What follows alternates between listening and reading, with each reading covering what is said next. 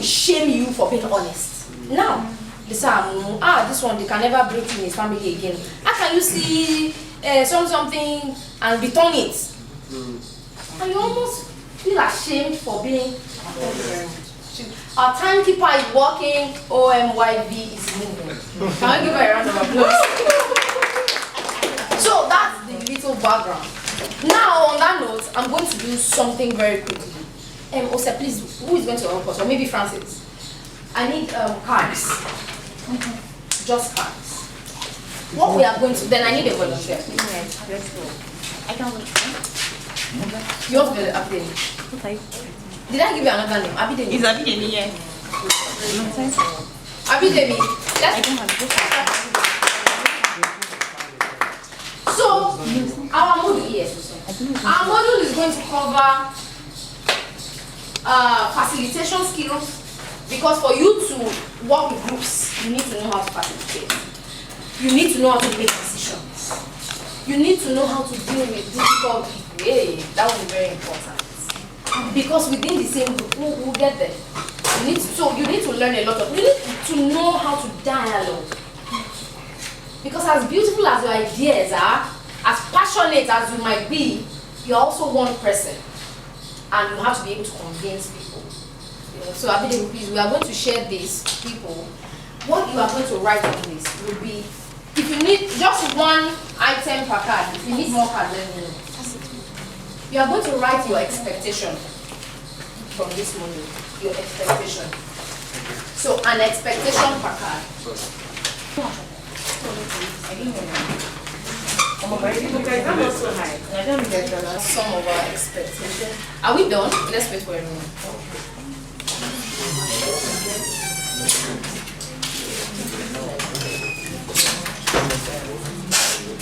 Perfect.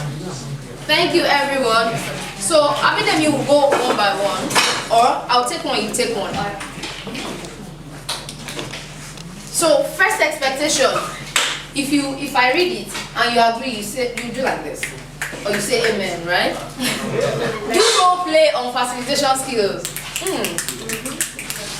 My facilitation is to learn how to be better at group facilitation and learn how to work effectively in groups.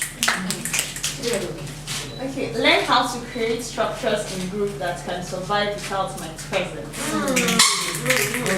And someone else says, oh, this is plenty.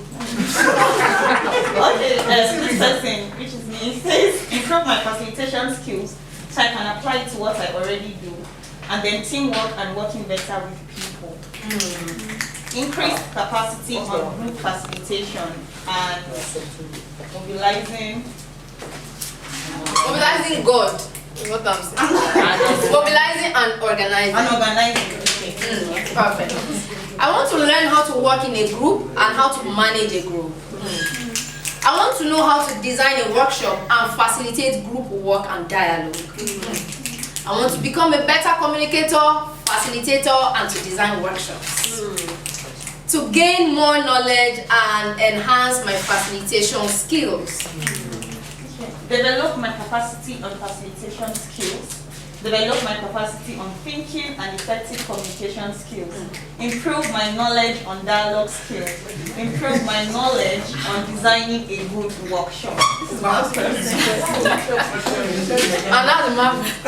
I hope to have in-depth knowledge of facilitation skills that will greatly improve my organization, planning and implementation within and outside my circle. Understanding group facilitation and how to excel. Then this other person says to improve my knowledge in facilitation skills and also tips on how to work in a group. Have an in-depth understanding about what group facilitation is and how it helps my work moving forward and how to be a good facilitator. To know how to structure my idea and convince people to understand my perspective. How to facilitate difficult discussions in groups, especially in unfamiliar territory. To hold facilitation skills that will enable me succeed in my career. To start functioning better in a group with better facilitation skills I'm going to learn during this period. To understand the concept of facilitation, if as a teacher, I were to start up an entirely new group in my school, I expect to learn the group facilitation skills to successfully achieve this.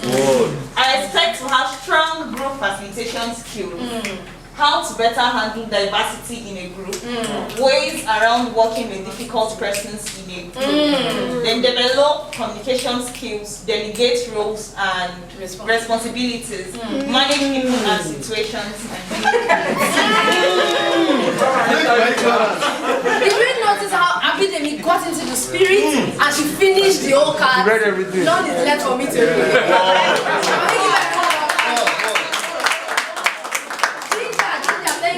Thank you so much. So, do these capture our expectations? Perfect. So, if as we go on, something else occurs to you, like, oh, I would like to know this, I would like to learn this, please just pick a card, write on it, and drop.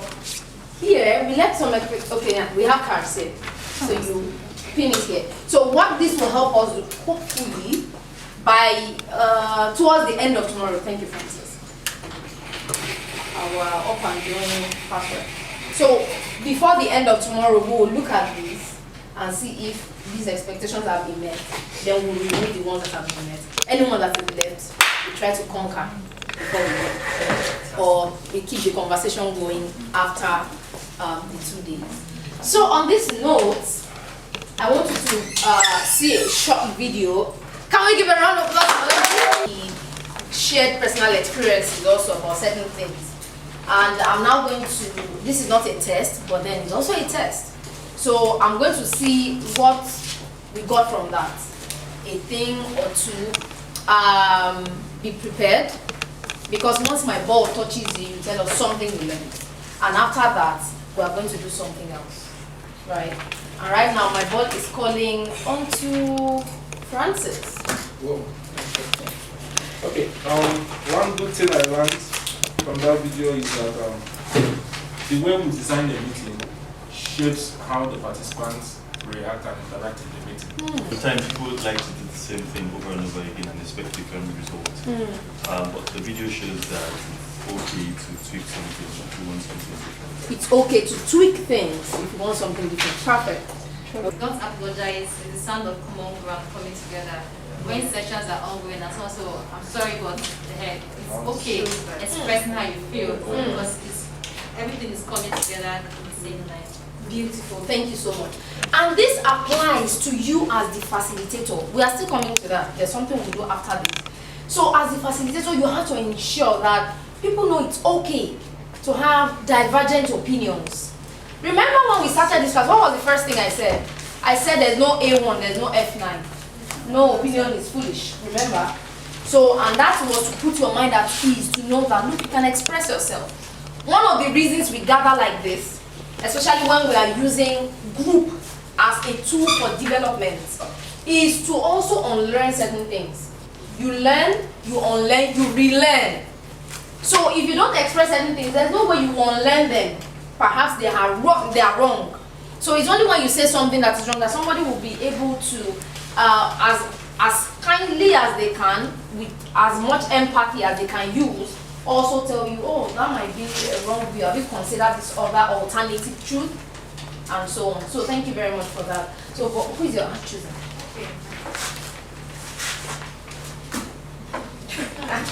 Okay, so one of the things I like is before facilitating a meeting, a lot of plans has to go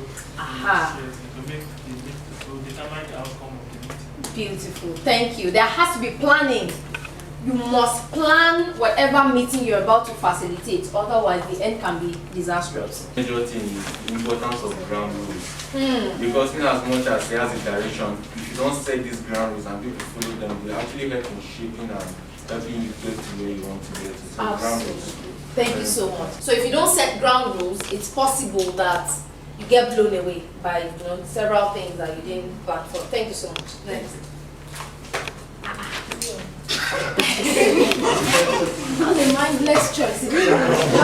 Like anyway, I learned that if facilitating the meeting is going to make everyone participate. Like you can do somebody the role of a facilitator, a recorder, a reporter, and a timekeeper. So that way they are participating. Oh, thank you so much. Precious says it's important as a facilitator to ensure that the session is participatory. So that's why you share roles, and sometimes also you allow people determine the roles they want to play. How many of you remember that I've asked today for a volunteer? Yeah. Who was our volunteer? Abidemi. And did she do excellently? Yeah. Yes, she did. So she decided, oh, I want to play this role, and she did play the role. And Loretta also has played the role of timekeeper so far, which she is also doing excellently well. So that helps people to participate. Okay. So the heart does not want to go far. Close range heart. With facilitating, it's important that you ensure that everyone that wants to be heard gets heard. Beautiful. Thank you, Faith. See, sometimes there's nothing as discouraging and demoralizing as you being in a place where you feel your voice is stifled. Like you leave a meeting feeling unheard. Like, I just wasted my time. They didn't even hear me. In fact, you leave worse than you came. Because if you hadn't gone there, at least you don't feel unheard. But then you can be so hurt. So as the facilitator, you have to always pay attention, be observant. And by saying that, Faith, I'm sure you are making allusion to where he said some people have a tendency, naturally, they are monopolizers. They don't mean harm. They're just, they speak up, they speak out. And those people that don't really speak, their voices can get drowned, under the voices that speak more loudly. Thank you so much. Let your heart go far this time. Oh, thank you. Okay. Yeah. The heart I was not looking at me. Choose them violently.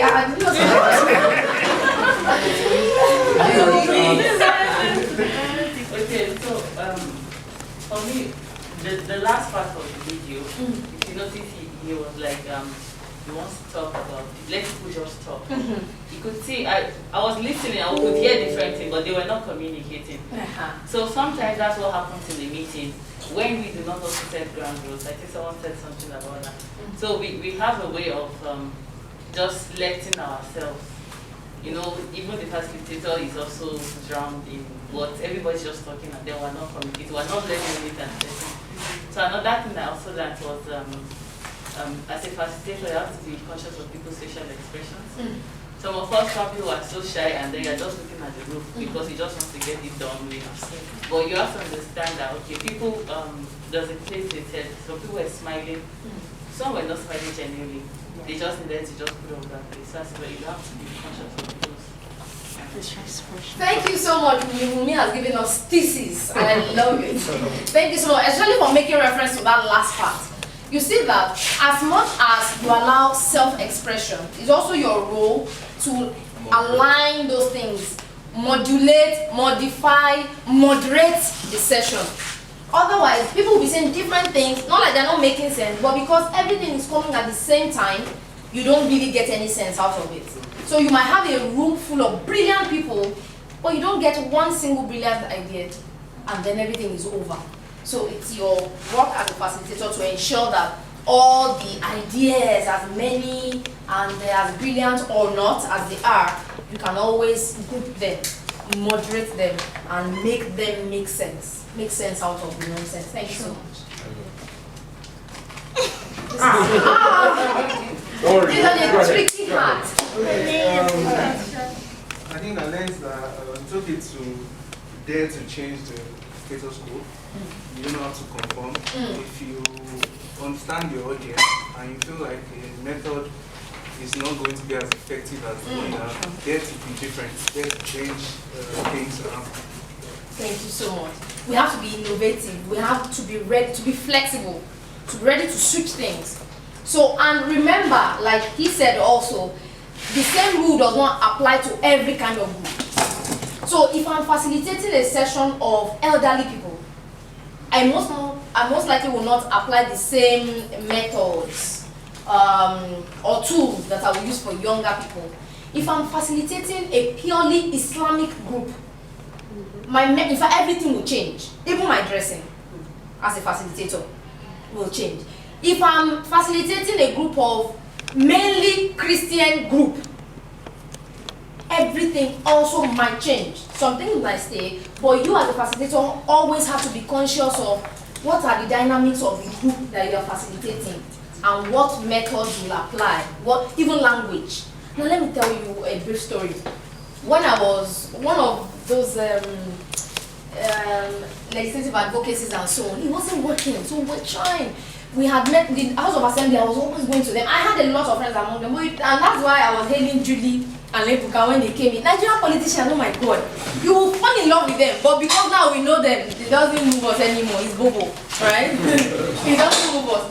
You will, because their mouths can be so sweet, you go for a meeting and you feel like, you are sorted. So you know the problem. You say, my sister.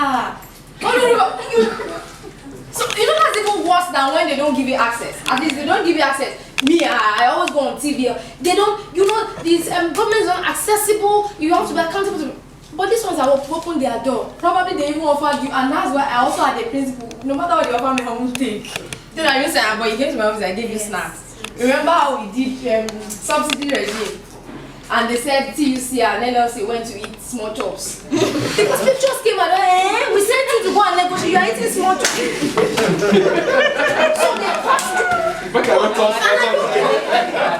You understand? We didn't give them shock, and I learned from that. As simple as Nigerians were angry, remember? There was Jonathan period. Subsidy regime was occupied Nigeria. We had protested for weeks. We had occupied Nigeria. Then I said, okay, let's negotiate. In fact, we were skeptical, like, no way. But then at the end of the day, you always have to negotiate with the system. You can't protest in perpetuity. So what do you want? Well, you know, that's a thing. And I said, okay, union leaders now. We were waiting. And the meeting took all night, if you remember. Yeah. We were waiting all day. So it was overnight, I think around 12:30 a.m. or 1 a.m. that the pictures came out. They said they reached some conclusions with small alterations. So from 60 naira, how much was it before we were fighting for them? They got 65 to 90 or something. We're like, how? Why did they agree for 97? Why? We were still, when pictures now came out on the internet. We saw small of Spring Roll and Samosa.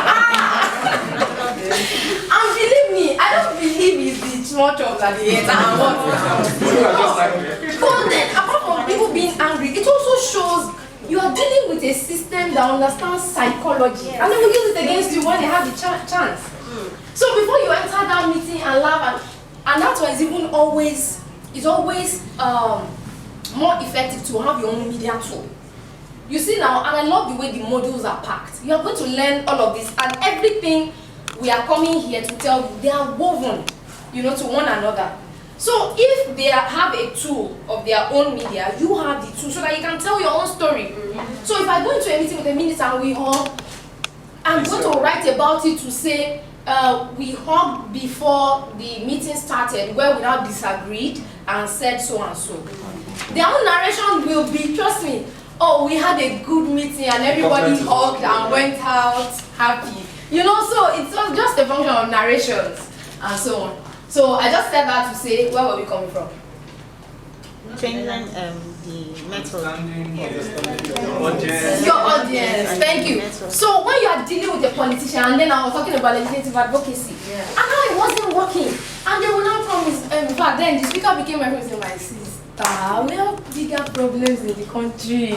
You know, and you know when Ose was reading my profile, she read some laws. Anti-kidnapping, let me tell you how those laws happen. Anti-kidnapping law, land grabbing, they were not my business. For me at all. But because the one I was working on, I needed them to pass, they were not passing. They were not, because we also will not use money to lobby. Because in Nigeria, they confuse it, not just in Nigeria, I think African leaders, and it's mischief sometimes. They say, you don't lobby us now. Lobby does not mean money. Money can be part of lobby if it has a purpose. You are using money to do this. But the moment they say lobby, what do you think they are thinking? Money. Even they'll say, one even said it directly to me. You've not lobbied us now. I said, what do you mean by lobby? You don't know what we are doing now. He said, no, you understand. You know, that's about thing. So, when it wasn't working, we used different strategies. One of them was to now reach some people that they respected. Right? So there was one of them that we had. I will tell you more about it tomorrow because we will do a topic that's very relevant. But this one, so we had to work with some traditional leaders, some customary court precedents, because it's also a judicial kind of thing. So those laws I was saying I ended up doing, they will say, if I the speaker called me and say, hey, can you help us, since you are even interested in public interest and public good, can you help us draft an anti-kidnapping bill? I was like, now for you, are you kidding me? I have one bill that you have not paid attention to, you are now saying I should draft, but my director almost said I shouldn't, like, they're just using you. But I also felt that if I didn't, somebody else would, and then maybe they will put provisions that are anti-people. So why don't you just do it? Then if I do it, that also is more like you now owe me. Yes. I have, and eventually worked, but that was after years. But then so I kept drafting and drafting this and drafting that for them. So that's one of the ways you can, one of the strategies.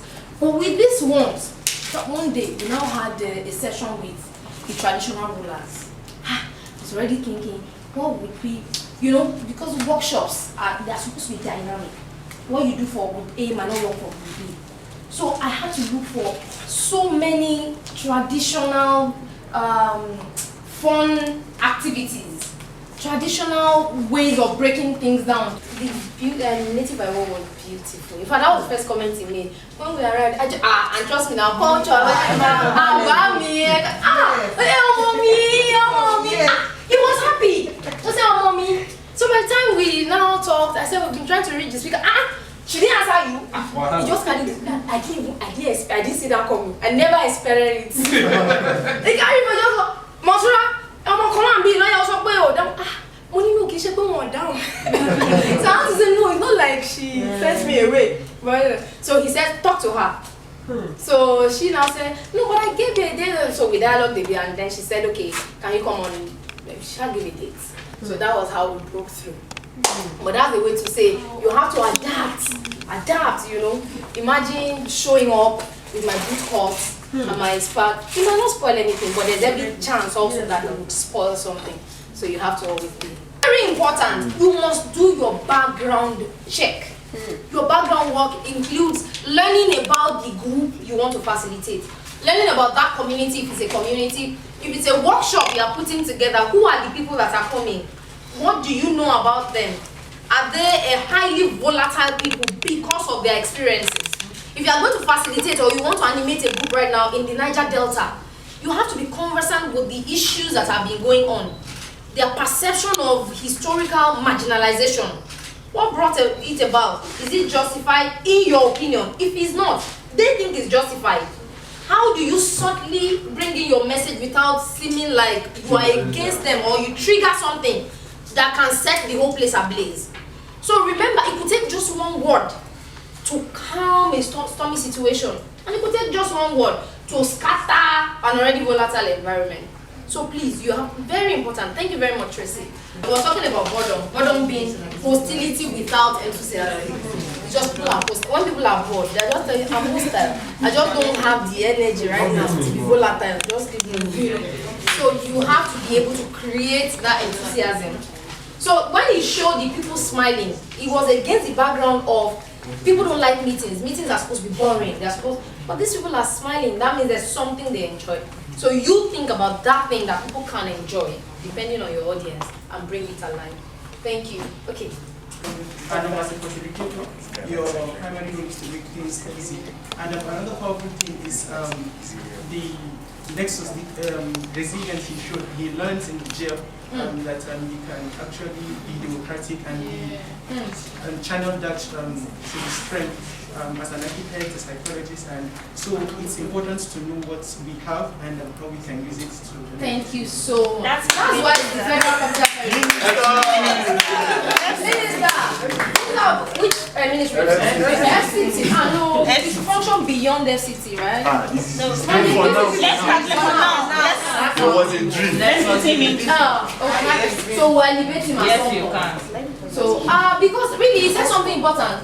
The man said you can have fun doing serious work.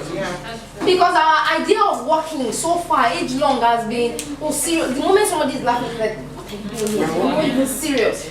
But sometimes people learn the most within fun context. One of the most vital lessons he learned was while he was in jail, which was an unpleasant experience, but he was able to learn through that. So sometimes the places you learn are also the hardest places of your life. So please don't stop learning as a facilitator. I learned that you should be open to learning and you should not stiffen your thought to a structure. Because he got his own idea was in the jail. So I learned that. Thank you very much. So the best lessons can come from the oddest places.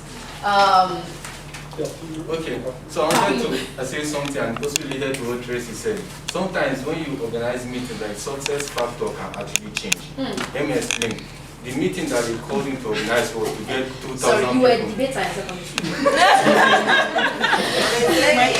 The meeting they called in to facilitate, one of the major success factors was to get everybody in the community to attend, and there was 2,000 people. But in the end, only 600 attended. And after the whole meeting, the community that came to and said, "Oh, that meeting was so dope. We can use this thing to address complex issues, bigger issues." So maybe they just called in for something just very minor, and maybe because it's okay, let's say gutter issue, everybody should attend because they have gutter in their houses. So the success factor then was getting 2,000 people to address gutter issue, but at the end, they got a model for solving problems with just 600 people. A round of applause.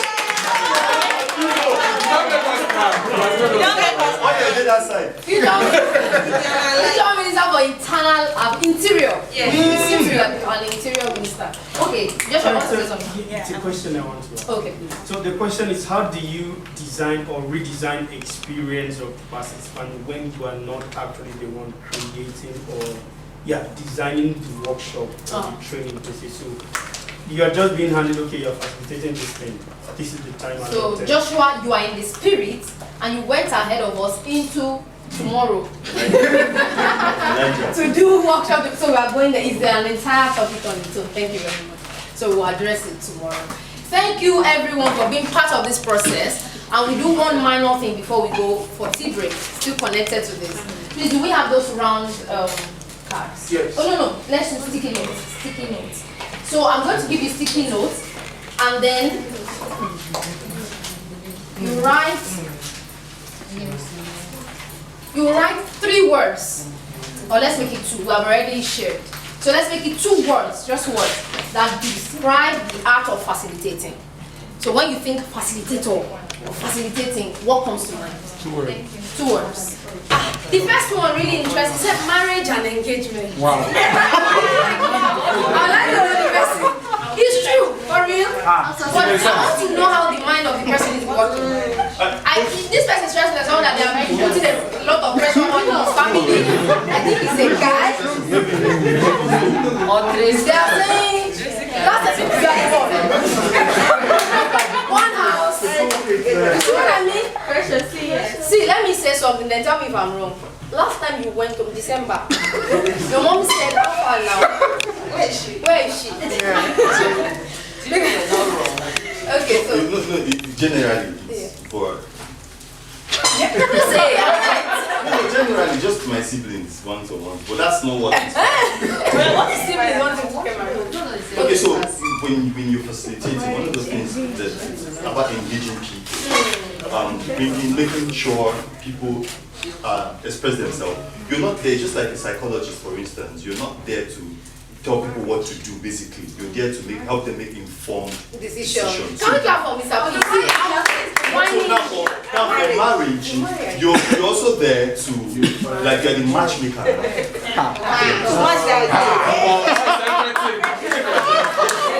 The part when things start coming together, your job is to ensure that, just like what you've been doing now we already have some stuff on the table.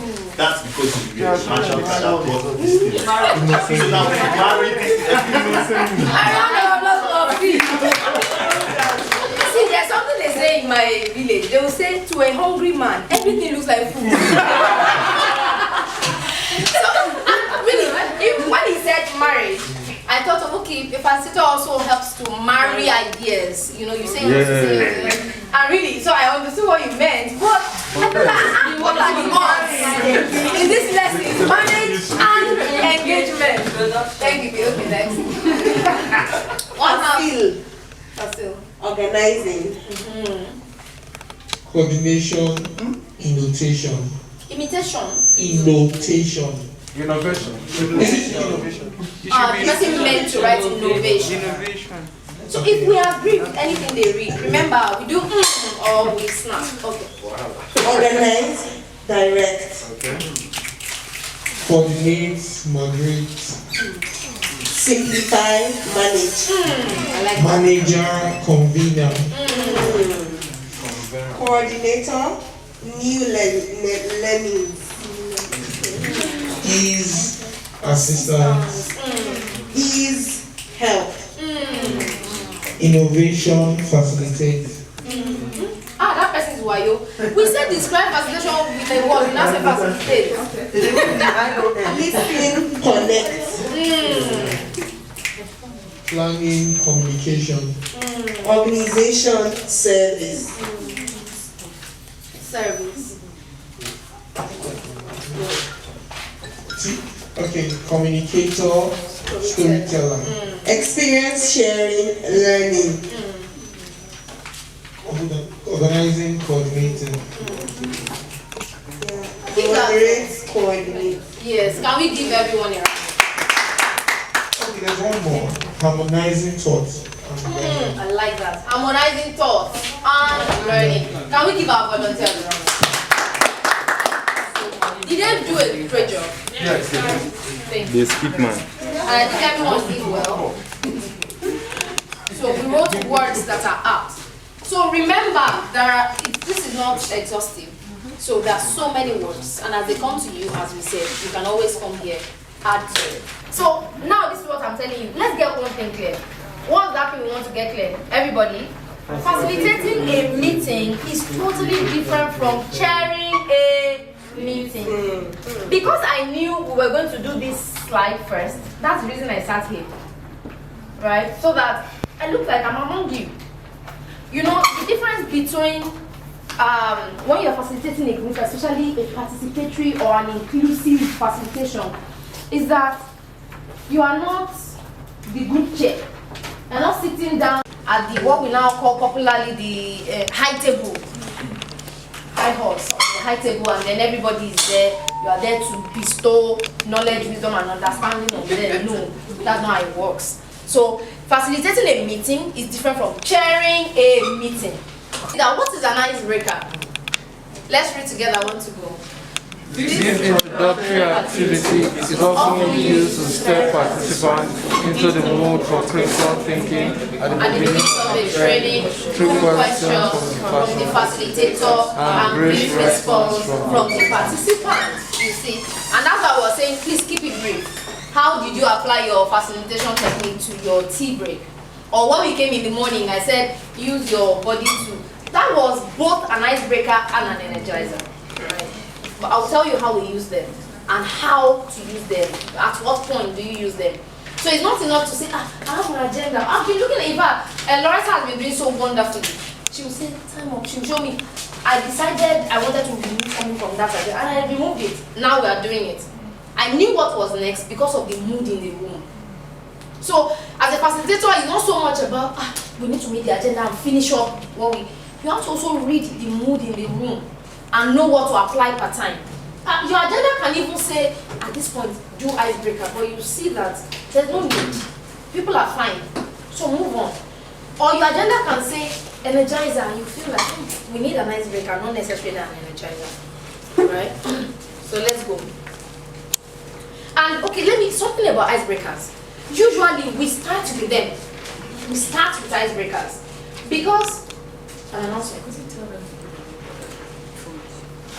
No, they don't. Okay. Please, if you have your phone on or it's distracting you, kindly put it away. So we usually start with an icebreaker. Who can tell me why? Like any engagement. So you have called people together. Now we want to have this training, or we have a workshop, or we have a town hall, round table. So why do you usually start with an icebreaker? Because we want to familiarize with them. Beautiful, thank you. If I look at my picture, that will tell you why. Icebreaker means you are breaking the ice. So there's an assumption that there's ice in the room. I don't know you, you don't know me. So you give me, you package, you give me your best self. See Joy. Joy now, I believe she's like this. Because she has been like this in the morning. So there's consistency. So when I entered the room, and I was like, yeah, cross-legged.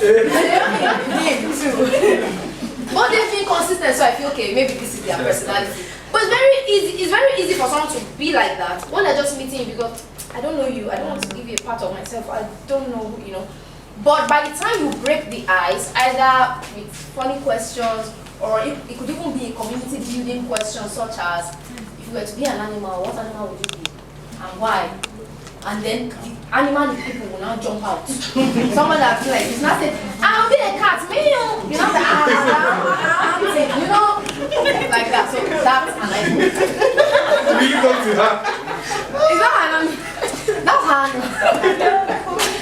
So that's the reason we call it ice. You break the ice. So yes, this is usually used at the beginning of any engagement. But there are times also that even in the course of an engagement, people already know themselves. Like you guys have met maybe twice. Now this is the third time. Maybe something happened during the last engagement that has caused friction. And they told me about it. That these people had the thoughts. So this person and this person. So I know that even though you have met, you are familiar with one another, something has happened that has caused the friction. And it can affect my session. So I had to design something to help you to break that ice. You get? So you see it's in two parts. One, you didn't know one another before. Now you know one another, but something bad has happened. So either way, you can always tell when to break the ice. So this is the energizer. So energizers are ideal to raise personal energy level. When I say energy, you say ginger. Energy. Ginger. Energy. Ginger. Ginger. Energy. Ginger. Energy. Energy. Ginger. So that is it. We Nigeria, and I love us for this. We are a gingered people by nature. And that one day somebody was asking me, you don't. I was social secretary for Nigerian Bar Association. Just this. And that's because people think, I'm social. Okay, maybe like my friend David now. I'm a situational extrovert. Because sometimes I don't even understand myself. I can really unleash my introvert, my inner introvert sometimes, but mostly I think I'm an extrovert. But people confuse that.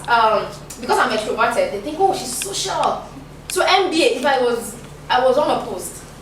And during the manifesto, come and see me now, campaign, I'm going to, lawyers are known for being so serious, so we're going to have a place where we can chill out and hey, everybody shout the mouth, his manifesto is easy as a campaign. Bro, come and deliver, you promise us chill out. No, we only chill out, they were in my room. I was in my house. So they thought, oh, she's social. No, now where I was going, somebody said, you don't drink. One day I realized, I don't drink. I can't drink. I'm not sure why I couldn't drink. So they were shocked because our first law dinner, because I had to do an item, what we needed, a list of, maybe because, and this is where our personal bias is also coming to what we do. Because I don't drink, I budgeted less for alcohol. Right? They wanted to finish me. This person is it? What are you?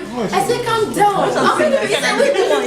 So we have to up. Imagine I'm budgeting. You get, you budget your biases because you just feel alcohol. They wanted to finish me. So sharp, I adjusted the budget. So what I'm trying to say is that when that person asked me, why don't you drink? I was like, I feel like I'm naturally high. I don't know. If I drink this one in my body, So I said I'm on a natural high, so no need, that type of thing. So that's the thing, ginger. So I was saying as Africans sometimes, but mostly even as Nigerians. And that's why when we're in a room, they know. I was in Glasgow last year in Scotland in November, December. And somebody came to me and said, you're a Nigerian. And they were like, I said, hey, how did you know you for energy? Like, you get for energy, I just there, that type of thing. But then, at the same time, let's always remember that you can't be colored by that bias. If you conclude, Nigerians are naturally gingered people, you forget also that there are personalities. Different people, same Nigerians, But you can be an introvert, you have personality differences from me.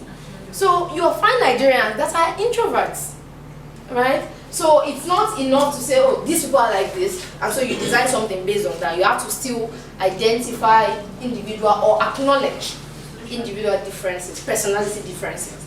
So yes, you use these energizers when necessary at appropriate intervals throughout the day to revitalize the group. So when you notice the morale is going down, then you do morale, morale. It's still low. You are saying the high is low, very low. Morale, perfect. So that's an energizer. So let's read what energizers should be. Number one, they should be fun and uplifting. Good. Make them short, easy, 5 minutes. Good. Conduct them with sufficient space. I'll tell you a story around the neck. While carrying out energizers, be mindful of any potential health and safety hazards, e.g., no chairs or equipment in the way. They are not physically too demanding, and that everyone in the group will be able to participate. Very important. Because you have to put everything into consideration. The space should be sufficient. Is it, sometimes it's not within your control. Look at me now, I didn't determine the space we are going to use for this meeting. So I found myself here. So how then can you quickly innovate to ensure that you make use of the limited space available? So if there's something that's going to demand space right now, I could say come forward, right? And do, so like when we were spelling our names in the morning, we came here to spell. So if you had attempted to stay in your corner and spell, especially with the kind of M that some people were doing,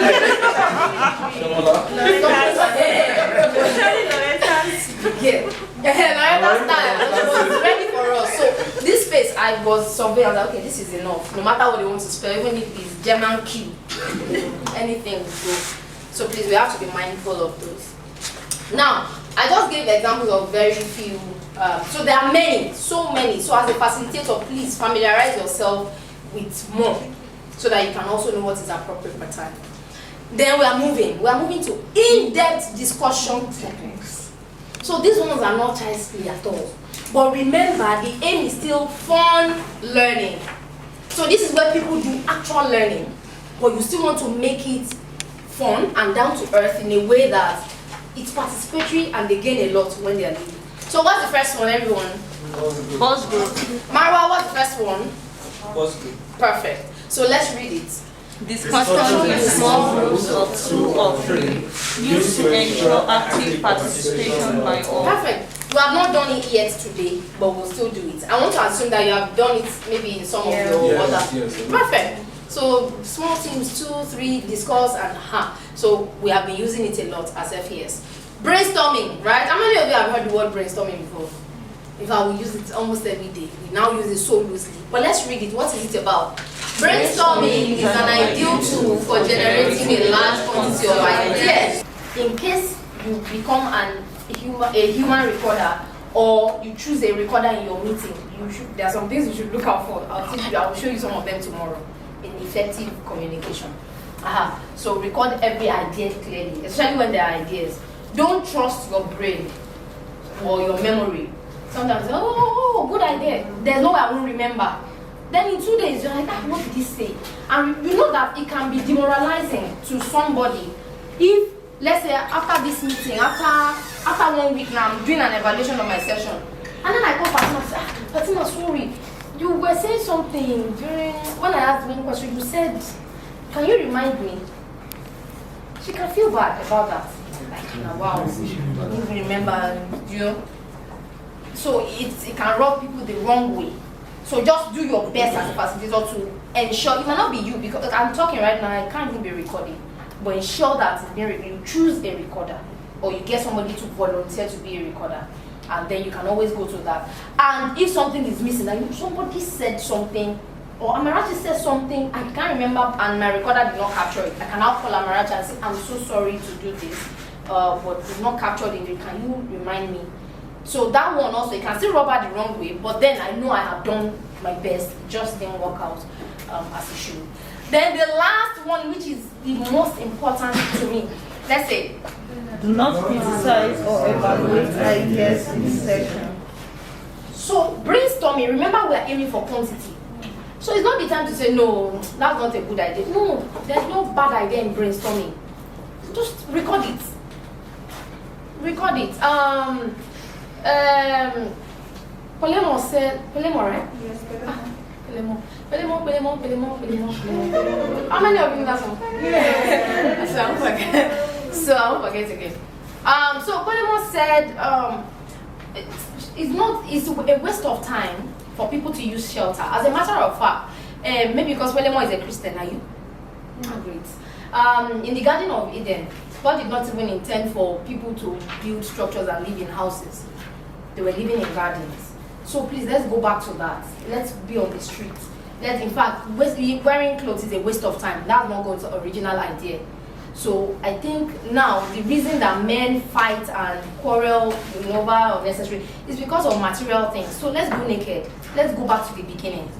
That's the idea. Let's go. And really, see, as you are nodding, I'm seeing your disagreement with the Lord. You don't disagree. He's scared. Mama is scared. He said, like, which kind of... and really, it can come across like that, like, what kind of witchcraft gave this idea to this person? But that's not the time. You don't say it. Just, oh, okay, Philemon, oh, okay, that's your opinion. I'm not saying you should be a hypocrite. And that's the thing. See, as a facilitator, you don't have to say, that's a great idea. No, you don't have to say that. Oh. Word! You don't have to say word if it's not word. It's a sentence. But remember, the aim is not to break people's spirit. So Belema said, let's go back to the beginning. Let's go and get it right once again. Let's go naked, please. So I just say, oh, that's your opinion. All right, noted. So noted. You can say noted. Because in your head, you are thinking that is crazy. You are thinking, God forbid. But you're right, you say noted. So I'm not saying you should be a liar and say, it's not anything. Just say noted and move on. So next, we have ranking. So this is where you begin. So after brainstorming, this is where you begin to go narrow and narrow and narrow. Quality. Ranking is even still both quality and quantity, but you are still aiming for that. So let's read ranking together. I want to go.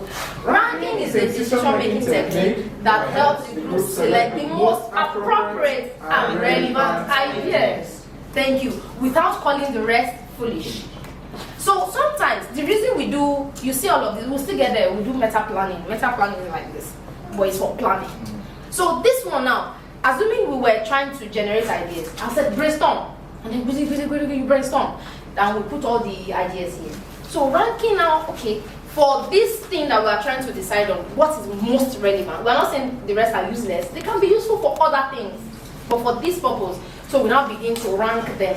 So we can say most relevant, relevant, not less relevant or least relevant.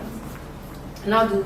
And for some of us who organize our day, you do that. You do high priority, medium priority, low priority. Yeah. It's still priority. It doesn't mean that your day, but you want your day to go in a certain way. So you know what you want to give attention to at 8 a.m. and the one you can still do at 6 p.m. So that's what ranking is. So firstly, you can use brainstorming to generate the quantity of ideas you are looking for. Then the group must determine a selection criterion. So it's still the group. Then it's okay, guys. Now, since this is what we want to decide on, what do you think the criteria should be to select what is most relevant? And there's nothing wrong with you helping them, steering. Remember, I've said you are not the chairman or chairwoman. You are a facilitator, right? So it's to facilitate that process. So you now determine a selection criterion to use to guide your personal decision-making process on a numerical scale. So before you send people to that flip chart to go and do ranking, they already have the criteria. Okay, this is what we are using to choose. So that when they go there, they are not voting because this is Joy's idea. I like Joy. Put it. Marwa was helpful to me yesterday. They already now have the criteria. So let's read this one together. For example, each person might apply a 1 to 6 rating, where 6 is their preferred choice. So what we can can do also with ranking, and we see it a lot when we are filling questionnaires. They will say 1, 2, 3, 4, 10. 10 being the least skinny the strongly disagree 10, strongly agree 1. Then there's somewhere in between. So that's how you do ranking. Finally, let's read together. The scores of each participant are then added together to determine the most appropriate and relevant. But that's just one way to do it. A simpler way to do it could just be what I've said earlier: high ranking, medium rank, and then you just put them. Then out of the high, let's go further. You might still say, okay, high ranking ideas, we have 10. We need 2. So you still go and go. This is where you do multi-voting. So what is multi-voting about? Let's read together. 1 to go. This technique is also sometimes called the nominal group technique. It allows groups to use brainstorming to generate a long list of ideas. Following this, it is important to narrow down these ideas into a manageable size, usually through ranking or realistic consideration. A selection process involving the whole group then picks to save time. So, see a summary. It's a long summary, but let me just use now to. So what you now do, okay, we have this, maybe we now do ranking. We do, you can do ranking after ranking. Yes. So after ranking, you do ranking again. You do ranking. When you now have maybe like 5, that's okay. You need 2. Now let's vote. There are some people whose ideas are not even in the ranking, so they've dropped. So you have people that can vote, that can now choose. So you can now do multi-voting for the 5 that are left. Then that's okay. This is 2 majority. That's what this means. How many of you have participated in this? Or you have used this? I think roundtable is now so common. And that's because people are now beginning to see the benefits in roundtable discussions. Can you tell me, now it's showing. Can you say one good thing about roundtable? Everybody is heard. And this is, I wanted to be able to collect money from them. No, like you have to be recognized before you talk. It's not there. Okay, so Faith, you are not paying. What did you say? Everybody is heard. Oh, lovely. How? Because they all contribute. They take some contribution. So you go around to everybody. Beautiful. Then there's even one thing. Remember, it's a round table. So what's the first thing you see at the round table? Everybody's face. What? Everybody can maintain eye contact. So there's nobody hiding at the back. So it's a round table. It's round. So there's no high table, there's no low, there's just level table. Thank you. What? Flat hierarchy, thank you. So every single participant can take turns to respond to a question in turn, and everyone can look everyone else in the eye. So, see, let me tell you, as much as it's because you are a facilitator, that's why you are believing is a good thing. For some people that will be your participant that are introverts, they won't like roundtable. They won't. Some people prefer back law school, House of Lords. Yes. You're a lawyer, babe. Yeah. Precious too. House of Lords. You're serious? Well, how many of you are lawyers? How many engineers? Okay, we meet the lawyer by association. Engineers, surveyors, medical doctor. Oh, no wonder. He has been dissecting my physiology. Okay, do we have farmers? Yes. She's a medical farmer. I love that. Who's a farmer? Are you sure? Wait, let me clarify. It's not people that plant vegetable. Because me, I have pepper in my backyard. Not that large scale. Okay, no, but you are a farmer. Lovely. Mara, really, Faith? No, if you go to your parents' farm and you walk there, because that's okay. No, you're a laborer. That's a laborer. Lovely. Okay, sorry if I haven't mentioned what you do, but who is a nurse here? Political scientist. I know you're many. You can tell. That's why I wasn't going to call it. Tell them what you do. What's your background? It's not even what you do right now. They don't count anymore, right? You studied art, fine art. No, not what you do. What you study. Oh, lovely. But what's your psychology? Oh, you remember a facilitator is also a psychologist. Another thing, an architect, another thing, an anthropologist. So she's already really more. We wish you well, and you know it, right? So you do fine art right now. Oh, she's a creative. Now, how many of us are creative? Hold on. Hold good. Wait.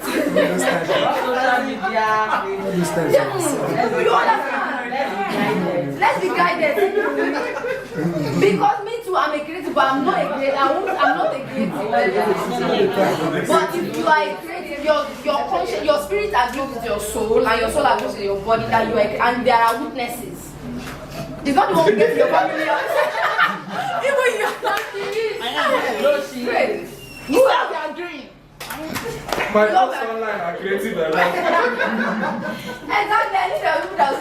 I post creative content stuff online. Okay, great. Content manager. Content manager. Thanks. How many of you are YouTubers?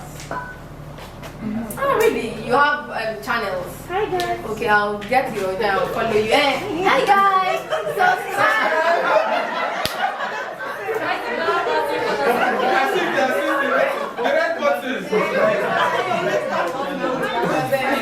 Is that your kind of YouTubing? Subscribe. Actually, everyone. What do you YouTube about? I interview people and. Oh, lovely. Okay, so everyday issues.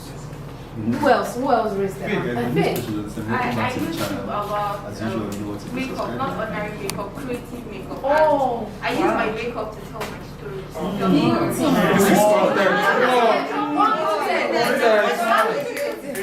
There's spoken word as well. Okay, so a lot of us are poets as well.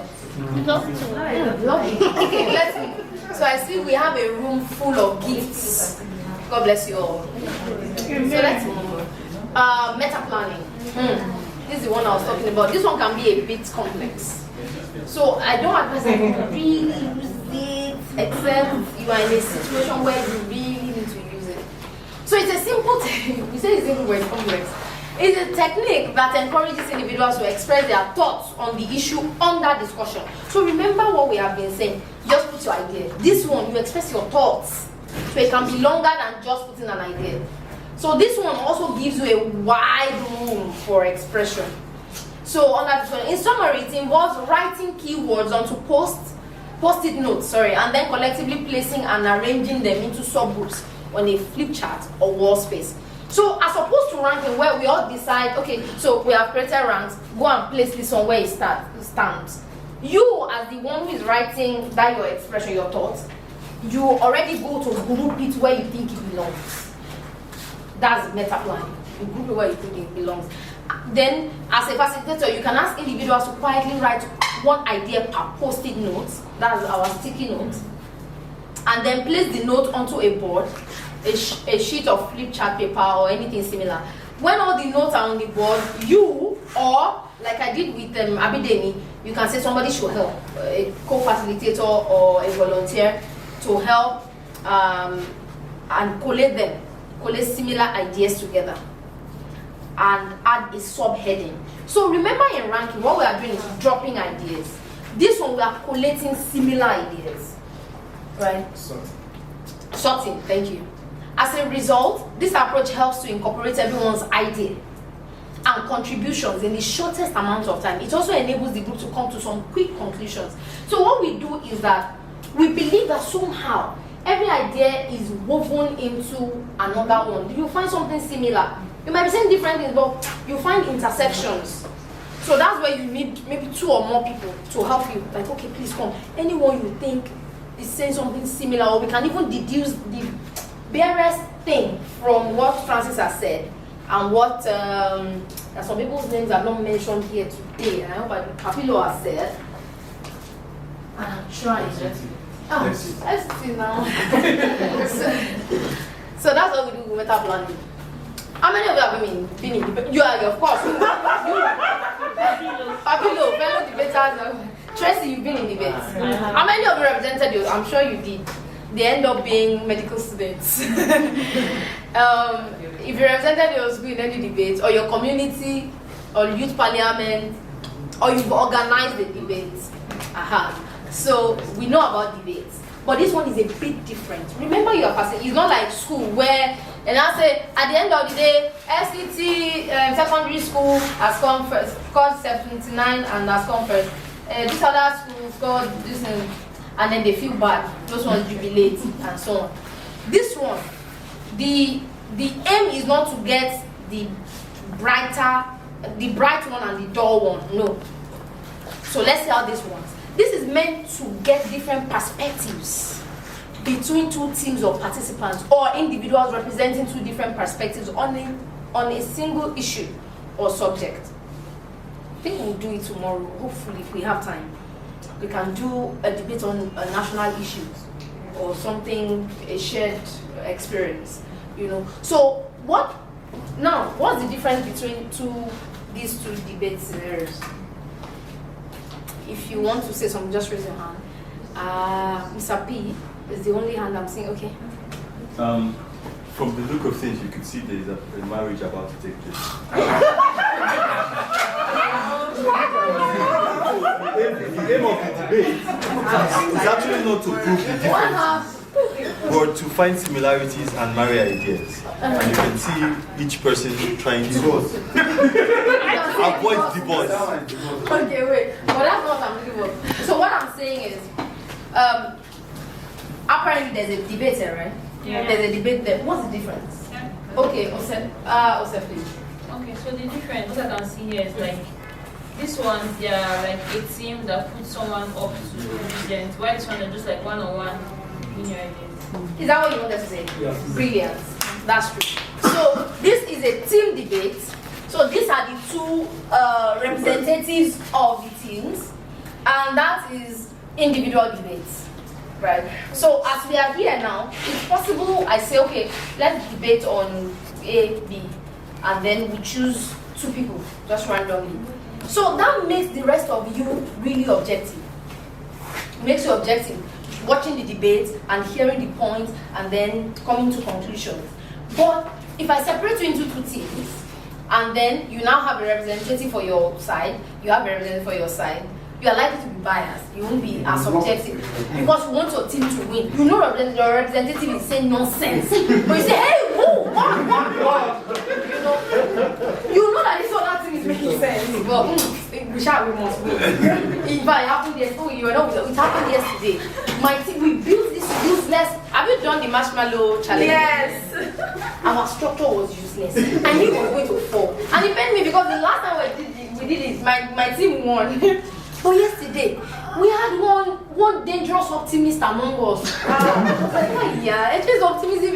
It's one of your facilitators, one of your modules. So let me not disgrace him before he comes down. You will facilitate one of your modules. I said, this thing is wobbly. It will fall. We couldn't leave it. It will fall. I said, can we cut it? He said, no.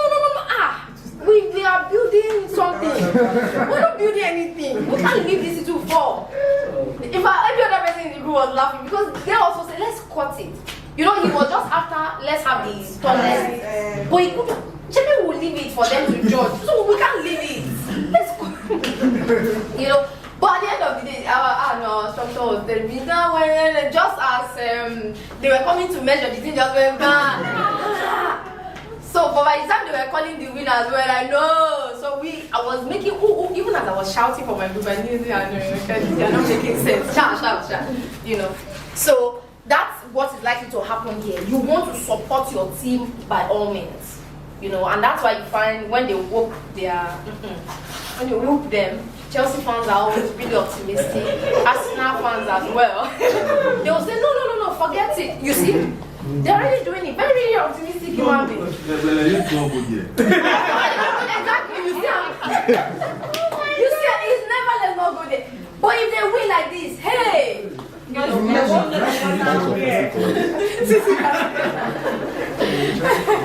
So that's how it works.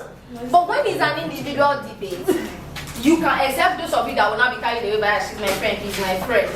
If you can do away with all of that, you can be like, this guy is making sense. So after saying his own, then she says something like, okay, this one makes sense. Then, that type of thing, you are more objective. But sometimes as a facilitator, you need this more than that. So you have to always be able to determine when you need individual and when you need this. Right? Let's move. Think, pair, share. How many of us have seen this or we have taken part in this? I'm sure you have, but you just don't know that it is what it is. So what we do, you have seen it or you have done it. So let's read it first. 1 to go. This technique is a multi-level participatory one. It often helps to ginger. You see my ginger there? Individual level to group level. So how this works is, I can give you a question. I can give you a question, a scenario. I'll say, think about it. What do you think about it? What do you, so within yourself, you're thinking, you're coming, okay, I believe you. I can even say, write it down.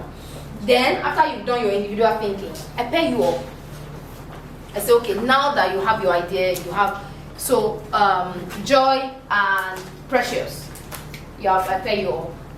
Marwa and... This is not, Ademola, that's the name you spelled. Okay, so Marwa and Ademola. Marwa is female, Marwan is male. But Buba Marwa is a man. Yeah, basically it's just like Buba Marwa, not really Marwa. So it's Buba Marwa together. Oh, for real? What's his first name? Yes, but I think it's important. Yes. So if I just call him Marwa, basically Marwan is the male version of and the other one is Marwa is. But I've never met a Marwa female. No, I've met me. Okay, so Marwan. Yes. Marwan, thank you. Marwan. Marwan. So think pressure means, so I now say everybody think individually about this particular scenario and then you have come up with your own thoughts. Then I say Marwan and Ademola, you are now one pair. Joy and Precious, you are now together.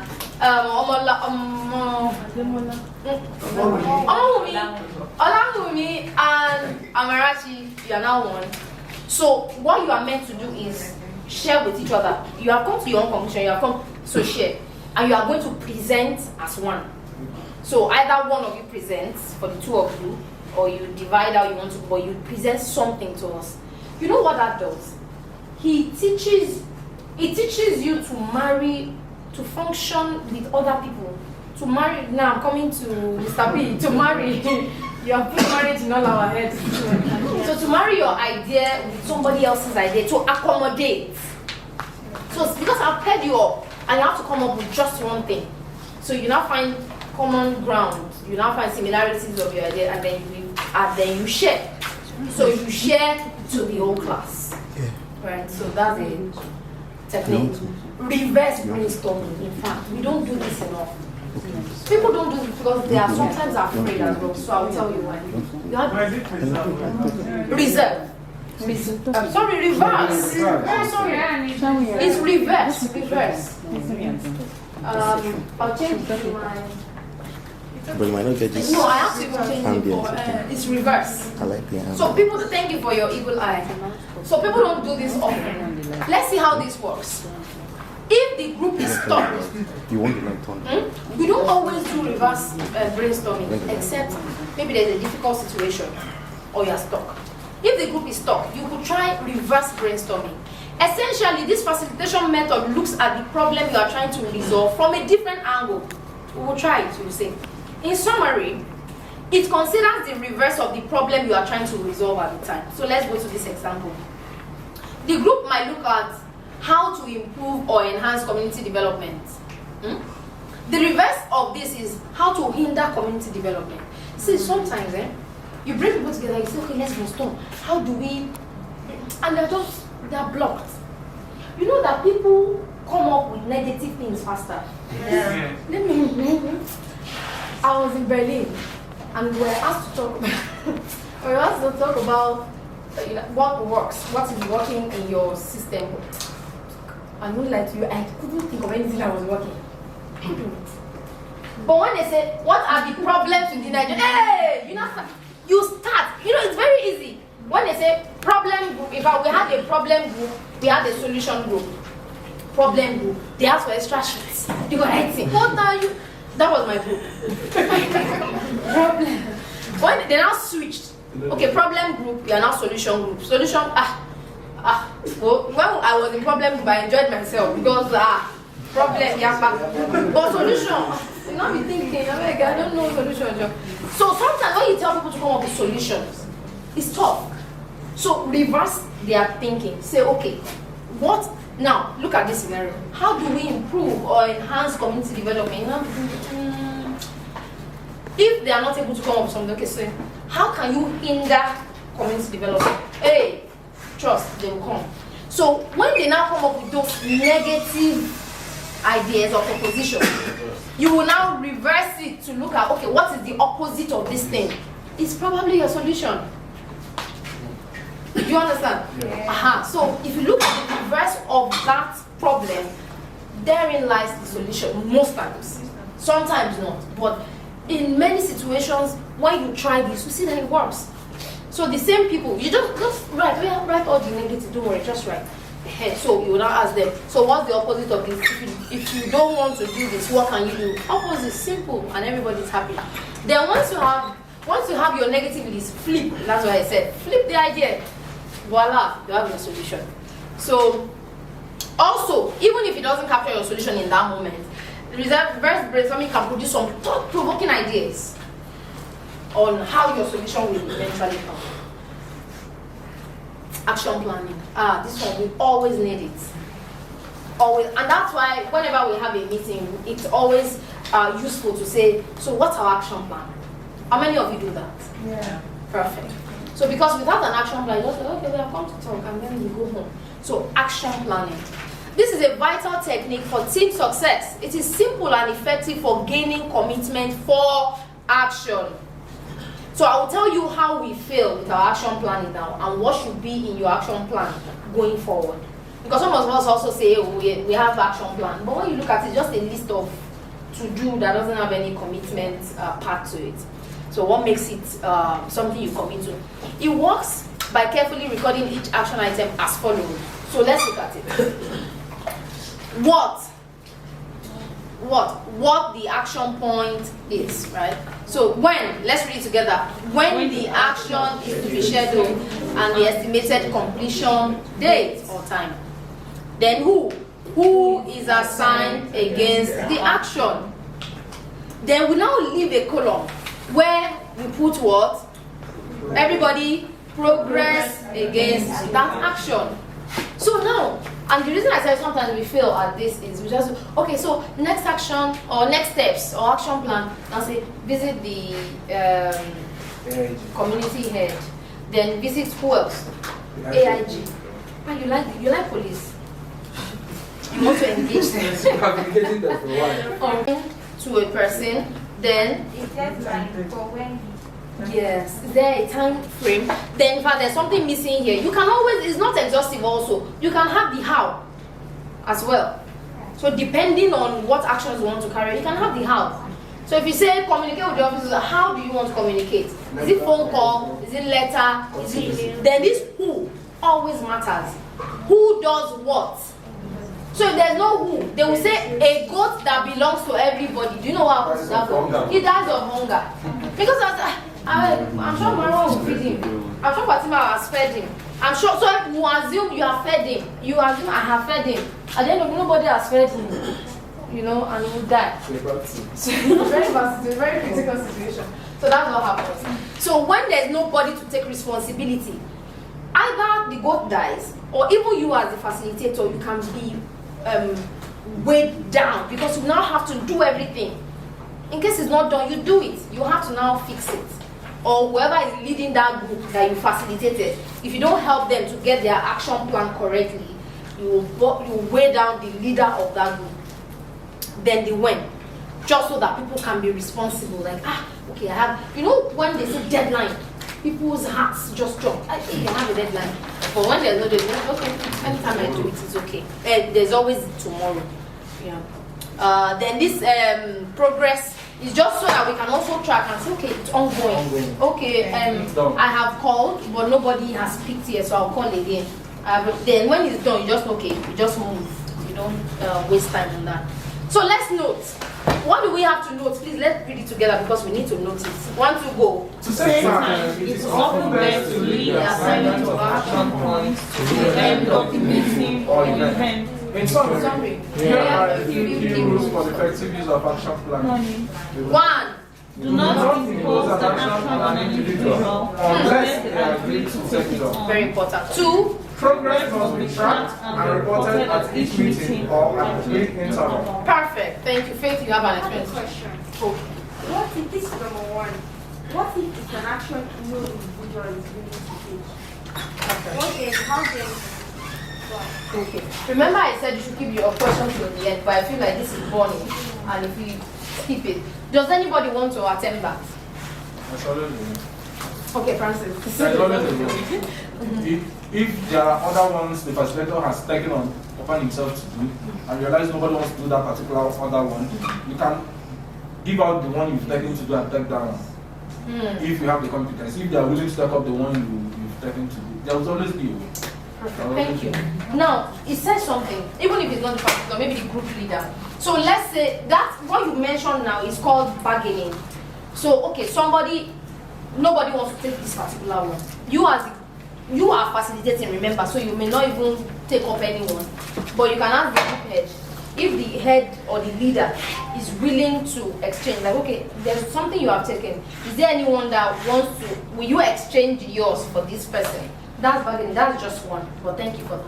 We'll go up to another one. So just in line with what you said, instead of just changing, like maybe you could check the team from, and if you understand the team based on their strength, their area of competence, you can now, okay, you are good at maybe you are good at preparing PowerPoint presentation, why not take this?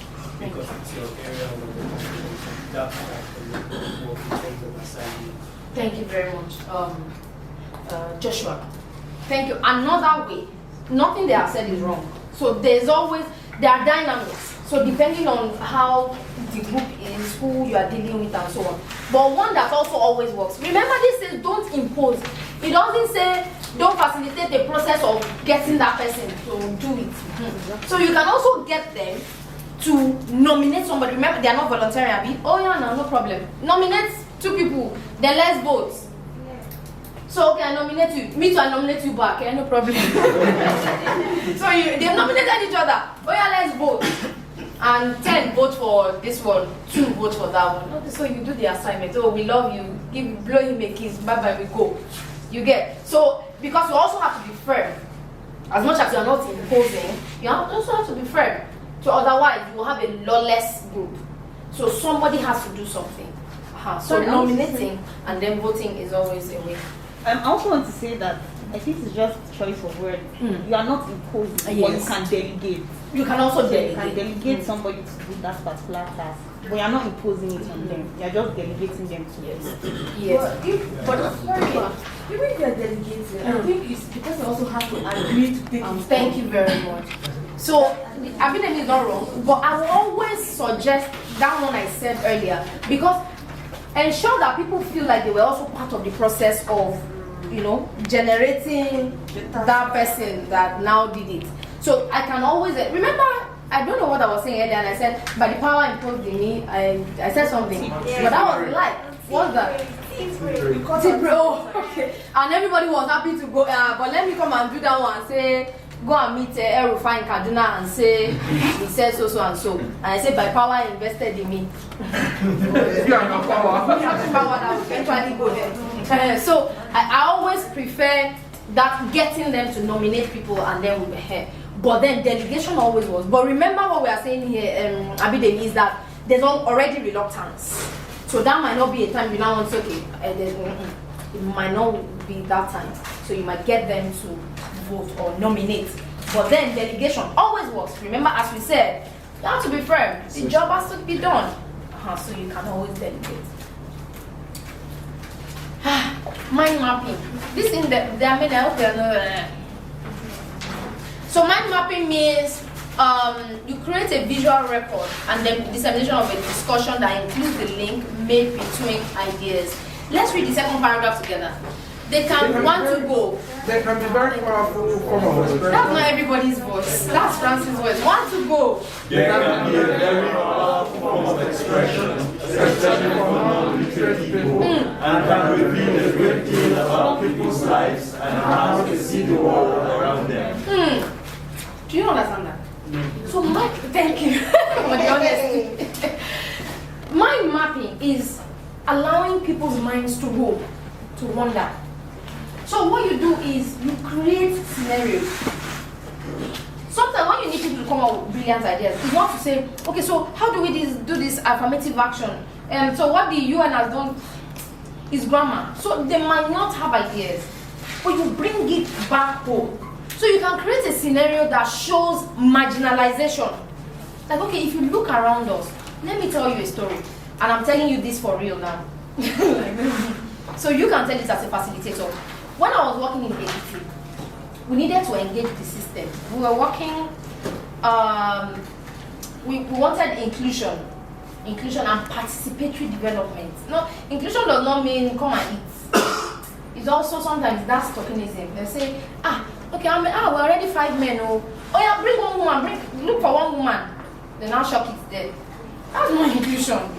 That's decorative, that's makeup. Tokenism, thank you. So that's okay. Okay, so we are representing. But then, worse than that was even the fact that so we're trying to increase inclusion in governance, participatory development, and so on. So we needed to engage the House of Assembly, legislative advocacy. So then I don't really do advocacy anymore. I do advocate now because I've seen that that log has not really worked. So what we did was we engaged the system. So this particular day that we went to the House of Assembly, we wanted to meet with the House Committee on Women Affairs. So I had been engaging, finally we got a date and we got to meet. Not like I didn't know before. I knew there was no woman in the House of Assembly. But it was when we got into that meeting that occurred to me, it was House Committee on Women Affairs. All the members of the committee were men. But of course, I knew before there was no woman in the House of Assembly. But until that picture, so we sat and they were, welcome. And there's this useless laughter that you don't even understand. What is funny? That they're always laughing. And then, and I raised the first point. Like, I'm just wondering, like, I even feel ridiculous discussing whatever we need to discuss. Because I feel like we are going to talk about women issues, right? The chairman welcomed us, and the chairman of the House Committee was a man.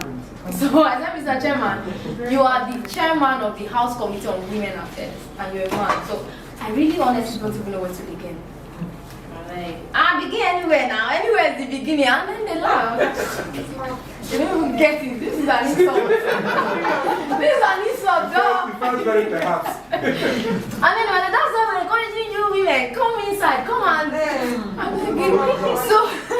so what I'm trying to say is that for them, in fact, I said something. No, that meeting was bashing. Just kept giving point out, but they didn't get it, and that hurt me. I want to insult you in a very sweet way, but it's an insult, but you can't fight me because it's polite. But they didn't even get that it was an insult. That was paining me. Because I would say things like, I said, I'm tempted to talk about menstrual cramp and menstrual hygiene, but I can't because you won't get it. And I was like, my wife doesn't. My mother doesn't. I was like, case dismissed. Your wife does period. So you know what the experience of cramp is. It's sometimes you don't know that we even buy the medicine. I will give her hot water to do the. So in a nutshell, so what I'm trying to say is, that when you are now getting a group, let's say a group of community people to design to talk about affirmative action, how do we go about it and so on. Your affirmative action that you keep throwing around is a big word. But by the time you paint this scenario, this example I just gave now, you just say, we went to talk about women issues, but the chairman of the women committee was even a man. all the members were men who were claiming that they have wives and mothers and sisters, so they understand what you're talking about. And you know, that's already, it gingers people. You have created a picture in their mind. So they don't understand your grammar, but they understand that experience you are sharing. So that can help them to generate brilliant ideas regardless of the fact that they don't understand the grammar. I don't know if you get it. Yes. That's mind mapping. So based on that, you'll be sure they'll come up with ideas that hit right home. So by sharing that, you are trying to say there are places where there's no inclusion, there's no access, there's even no, and these same people that are saying, and that's why they say come and join us now, the same people will fix meeting for 11 p.m. in a society where a woman that is going out or coming in by 11 p.m. is considered irresponsible and given religion and culture. It's the same you that will say, what is it? I remember when we were protesting in Abuja then, what is a virtuous woman doing outside? In the hotel. What you doing in the hotel? What's a virtuous woman even doing at 10 p.m. out on the street? They say she was wandering. But when it's a man, he's pursuing business. But when the woman, she's wandering, you know. So all of those biases and prejudices are there. But you are saying, but we called them, they did not come. Because she knows you would judge her by virtue of her just being outside at that time. So she would rather be considered responsible in the context of what our culture and society and religion is saying is responsible, even when she has a business being out. You get, so all of these are dynamics that you can paint in their mind. You are not trying to instigate, but you're painting real life pictures that will now, oh yeah, idea will flow. So maybe you will now create the grammar to capture the idea, but idea will flow. Asking questions, I saw a hand. Okay, thank you. Asking questions and generating discussion is effective in drawing out shy group members or making the routine discussion more fun and participatory. How many of you agree with that? Asking questions. Yeah. But let me put a caveat. When you are asking questions, it's not to also put people on the spot. There are some people that, yes, it's true, asking questions, generating discussions. You see, people will open up. They will, even shy people, introvert, they will talk. But when I ask Fatima, so tell us your idea of the AU convoy, the youth convoy. Fatima is already thinking, can this woman get out of my head? Or she wants to enter the ground. You know why? Because even maybe she has an idea, but I put her on the spot, the thing will fly away. So that can be counterproductive. So when we are saying ask questions, we're not saying put people on the spot. You can say, let me ask this question, I want you guys to think about it. And I'll call people to say so and so. So you put the question out, give them time to think about it. Or you even first ask, does anybody want to say something about it? So let people volunteer first.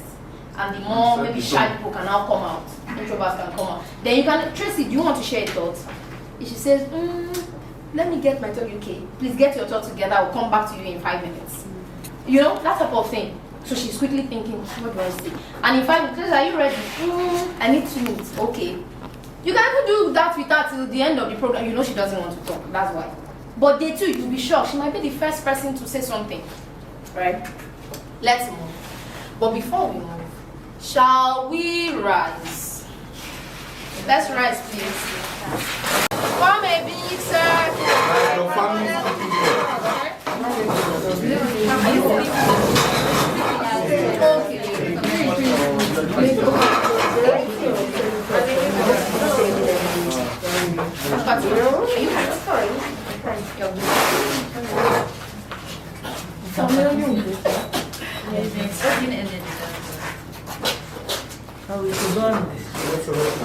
And what am I holding hands? Yeah, holding hands. You don't know if you don't want to hold hands. Oh, okay, no, I get to. It's okay. Whatever you're comfortable doing. No, man, you know bouncing is in your mind. Your agendas. Go to your agenda in between. Okay, so a colleague did this yesterday and I found it very interesting. So it's something I've always known. But today we are going to use the elimination method. So how many of you have seen, what is this Squid Game. Yeah. The only thing I promise you is that we won't kill people. So once we eliminate you please eliminate. And most of you know this game. It's called the concentration game. Right? Maybe your nieces, your nephews, or even your babies play them around you. When I say concentration, what will you say? Concentration. You say it twice too. Concentration. Good. So I think we are going to start from who is offering to be the beginning. Stop imposing. Beautiful. Thank you. Can we clap for Loretta? No, you are starting. We'll start with you. So we're starting from Loretta, and he moves to Adimola, and he goes to SCT, and then he goes round. Okay. So when we say concentration, when I say concentration and you say concentration, I will now say the question. Then Loretta, you start the answer. Concentration. Names of animals that begin with B. Go on. Baboon. Too late. Rachel, is that there? Baboon. No, nobody has said that. I said bat. No, I said bat. Can we say bye-bye to Daniel? I mean, I think I wasn't fair to Daniel because I also didn't say the rules. Which one is you don't repeat what somebody else has said? Yeah, that's what you do. It's democracy. Careful, Daniel. And see, you almost lost out. If you pause for more than 2 seconds, you are out. So we don't start from Loretta again. We start from Marwan. Names of boys that begin with M. Marwan. Michael. Mukhtar. Mayowa. Muhammad. Mavis. Magina.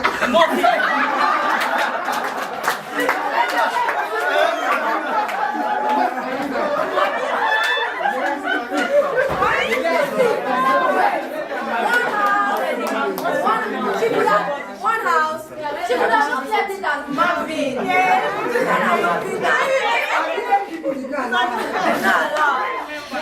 This time around, we are starting from Mr. P. Joshua. Where's Joshua? I'm here. Yeah, Joshua. Concentration. Names of countries in Africa. Rwanda. Kenya. Togo. Uganda. Somalia. Mozambique. Ghana. Ethiopia. Cameroon. Chad. Benin Republic. Nigeria. Niger. Uganda.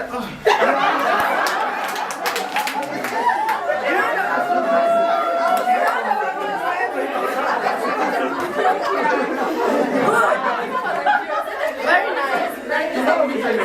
Concentration. Where are we starting from? Yeah, this side. This side, like this. Let's see.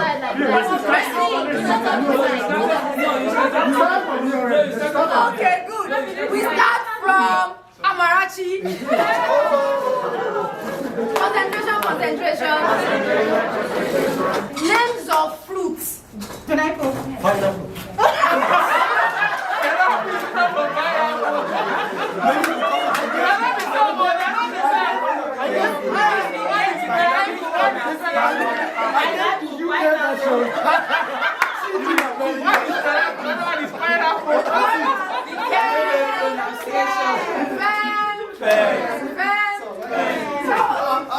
That was so like, wow. Do you know what happened there? So he gave us the UK pronunciation. He said pineapple. He said pineapple. Modulation. You're out. Thank you so much. This time around, we start. Okay, so when the person beside you leaves, we start from you, the next person.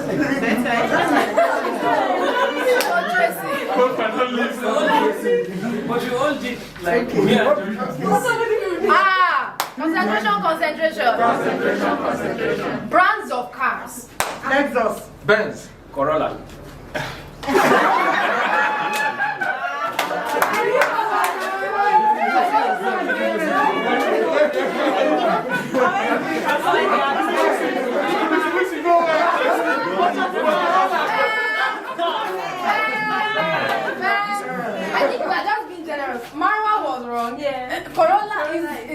Toyota, but then at least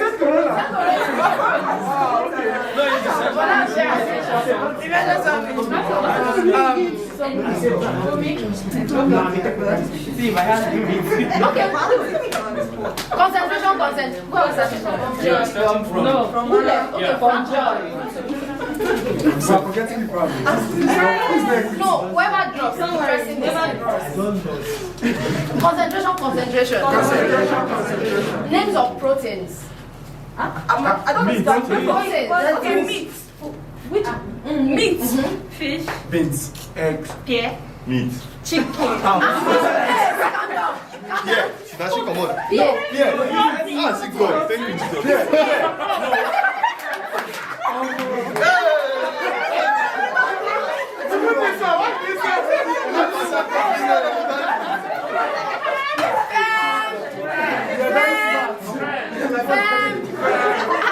Do you know what I love about do you know what I love about your set, your class? You're so confident. She almost confused me. She said yes. Everybody can see that. Concentration. Names of states in Nigeria. Adamawa. Edo. Kebbi. Sokoto. Ogun. Ebonyi. Lagos. Hey,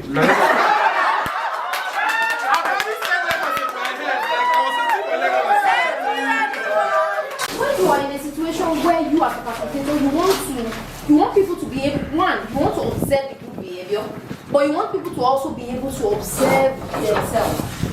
You do the fishbowl technique. And how does this work? That's what we have here. So we have a group of people who are steering the discussion. You arrange them inside, so that's like a small bowl. Then you now put others outside of the bowl. So what happens is that those people are discussing. Like, okay, maybe they need to reach a conclusion about a certain idea, and then they are brainstorming. But you outside of the group, you are there. You are not just observing, but you are following to understand whatever they are discussing, such that the moment you can, maybe you feel, there's something important that can contribute to this particular point they are making now. You just tap somebody inside the group. Once you tap somebody, the person gets up, comes to replace you outside, you sit. Then you continue. You say what you need to say. Then you might have something to contribute. Somebody might get up, you have to get in, and you might have something to say, and you tap someone, the person goes out. So that also makes you know that people outside of the immediate discussion group are not useless people. They are not people bereft of ideas.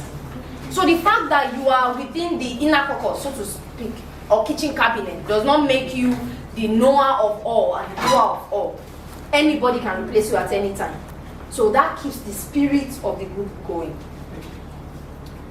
Then, go wild. I like this one. A lot of people don't like this one. Also because people can be very conservative. 1, 2, go. First paragraph. With the go wild, you encourage your group to write down a specific number of ideas, beginning with the phrase, wouldn't it be good if... Thank you. Paragraph 2. Try not to restrict their imagination or word choice. As a result, the group is encouraged to come up with more imaginative solutions, no matter how insane it sounds. There are places that go wild will not be appropriate. It doesn't mean go wild is bad. I told you about my design thinking process with Civicus. In creating that Youth Action Lab, that was the name eventually, Youth Action Lab, we created it. It was wild. It was a roller coaster and I loved it, every bit of it. Because it allowed imagination, destructive thinking. You know, you hear something like, but then that's somebody's idea. So we can get to a point where we feel, okay, context matters. The way to work in Asia is different from the way we work in Africa and so on. And then we put it within context. Children, you get the best of children when you don't restrict them. Then they will just keep quiet. You know, children don't have filter. So if you use go wild with them, you know, as it is, so shall it be. And you know, they give it to you. So go wild is also a technique. Now, as a facilitator, there's something you have to bear in mind. What is that thing? You are not always a subject matter expert, but you are always a process expert when you facilitate. And I will explain what this means. and my own facilitator is here as well. So a subject matter expert means that you have knowledge about the subject that is being handled or topic of discussion. So they're talking about national security and you're facilitating. You don't necessarily have to be a national security or even a security expert or a professional in security. No, you don't have to be.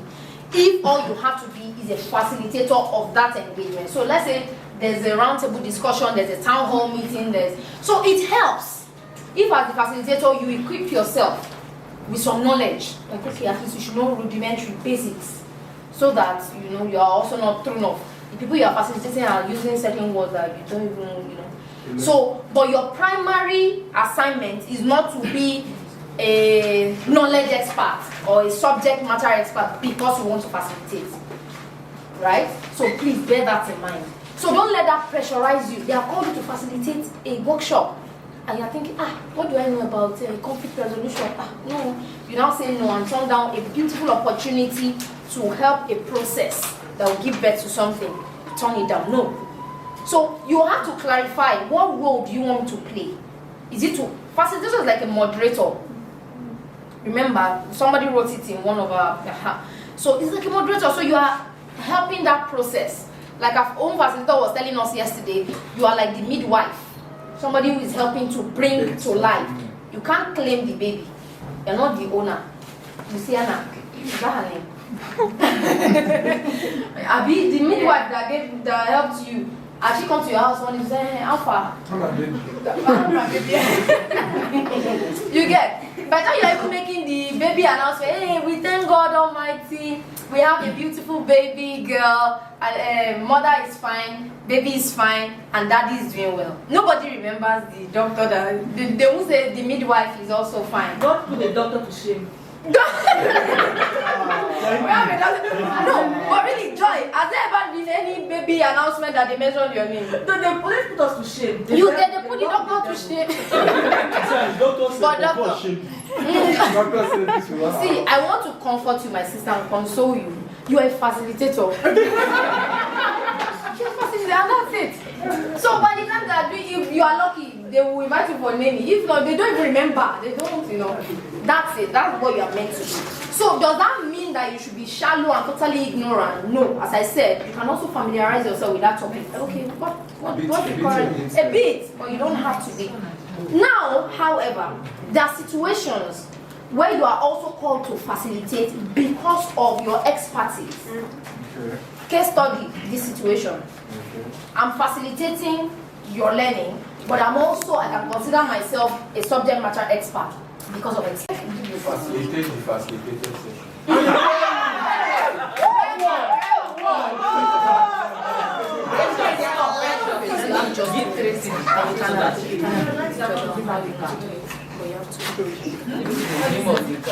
Okay, we make it 5 minutes. Okay, good afternoon, ladies and gentlemen. Good afternoon, facilitator. So I'm glad that the class has been pretty engaging. But just as a recap, somebody's telling me to stay one place. Very disrespectful.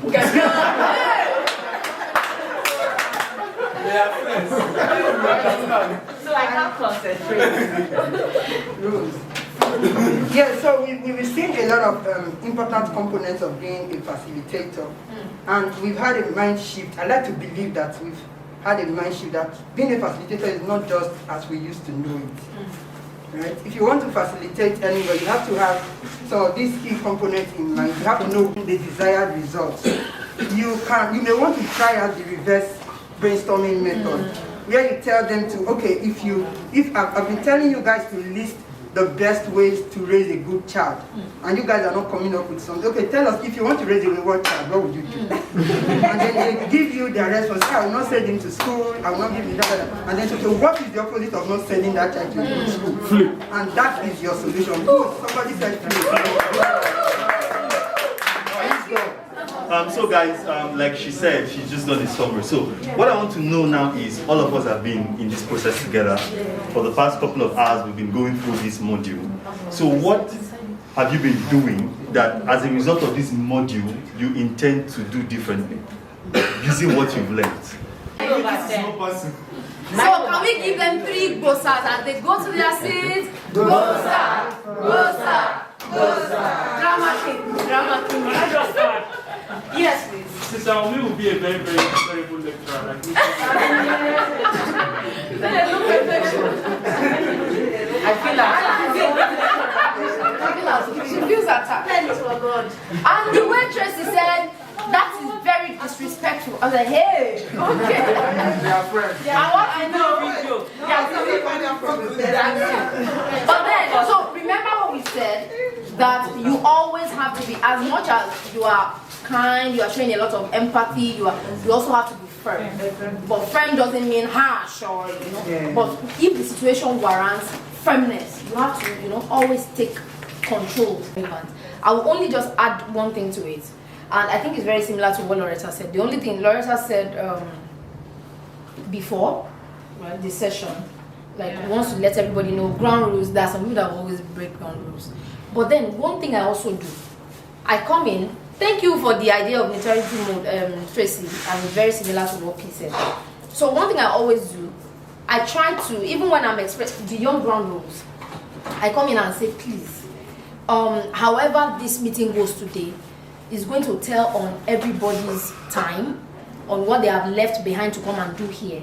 So if you are disrespectful at any point in this meeting, you are not just disrespecting me, who is the facilitator, I'm just one person. It might be okay for you to disrespect me, but other people as well. People have left time, they've left important things to be here. So you narrate it in relation to other participants.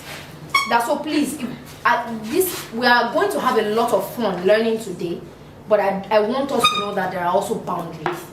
In fact, you are saying that with your straight face, like Tracy's face. So they already know it's like, in fact, they can even laugh at that, like, now this one they form serious, that kind of thing. But it says something. Then let's assume that doesn't work. One thing I always make sure to also do is post evaluation.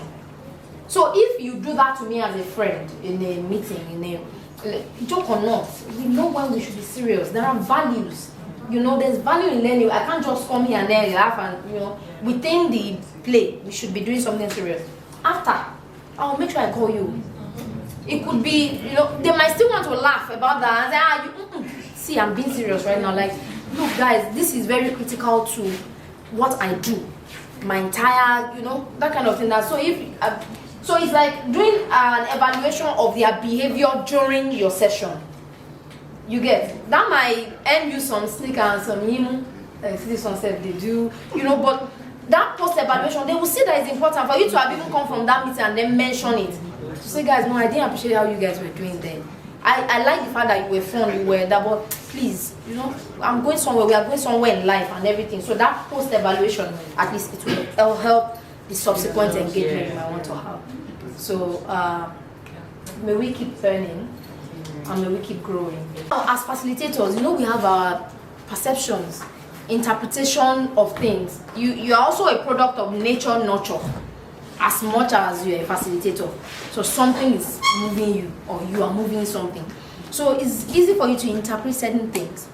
But in order not to get discouraged yourself, so if I see him tapping, really, like you said, it could mean, I'm tired, I want to get out. But she understands what he's saying, probably they're even just communicating something. So it's also, one technique to use this, or one strategy is, in a friendly manner, Papilo, I think you want to go, right? I see you are tapping. You are throwing the question back at him. He's doing something that is distracting you and you are giving it an interpretation. Like, Papilo, do you want us to be? You say, no. I was just saying something else. But please, even that is tricky. You say it in a way that it doesn't feel attacked. It's not, I say you are tapping. Are you, as maybe I've done things like that today. In a way that people, even the person you are talking to laughs about it. Like, no, I was just, but you bring that out to show that I see you. I hope is what I'm interpreting. Is what you are doing. I'm interpreting, and then he is able to tell you, no, when we do this, it means, that one. But what Francis was saying also, which I think is really super, is when you don't want negative behaviors or even mannerisms, you promote the positive ones. So I could say something like, Amarachi, I really love your posture, the way you've been so attentive. That's really encouraging. So I'm promoting that positive body language, and then it's a sign for others to probably emulate it, adopt it, or everybody. Most times when you say, when I talked about joy, I was like, you cross-legged. Everybody looks that way. So most likely when you praise somebody for a positive body language, everybody looks at that person, and then people try to, maybe not even intentionally, sometimes copy or emulate or adapt that. So when you see something that you don't like, you promote what you like so that more people will act the way you like, or the way that is positive. So that's what Francis was trying to say. So that's one thing we can do. And then you can also make a rule around it. So as you see the tapping, you say, okay, please, if anyone is maybe feeling bored or just stand up, call my attention, let me know. So please, instead of tapping or getting agitated, just call my attention. You have not mentioned him.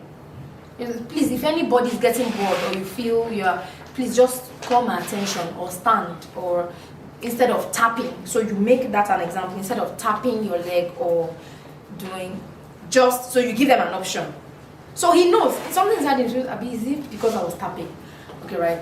If you are right.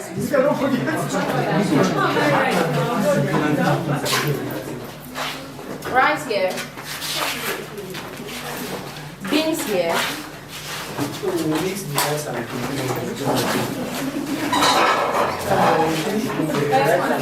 Plantain this way. So right, I need you to come here and make it. Please, I need a very organized house. We have limited space, and I don't want anyone to get injured. So since they are last, they'll come first. So this is the beans group. So what we want to do, I'm going to give you the rules. This is the project, Nigerian project. You have to take it to destination. If Nigeria falls in your hand, you know, right? Nigeria will not fall. So what you are going to do is, each of you is going to contribute to this Nigerian project with one finger, this finger. So the aim is, you put your finger under this Nigeria. You put your, please, you don't do this. See, everybody, you don't do this. Oh, there's no cheating. You can't balance it. Just this one. This finger like this. You can be disqualified. So what you do is, I'm going to one house first. So I'm going to place it here, and then you put your fingers under, and you lift it. After lifting, you now bring it down in one piece. Let me see your finger. Very short. Are the rules clear? No, it has to be this. This index finger, yes.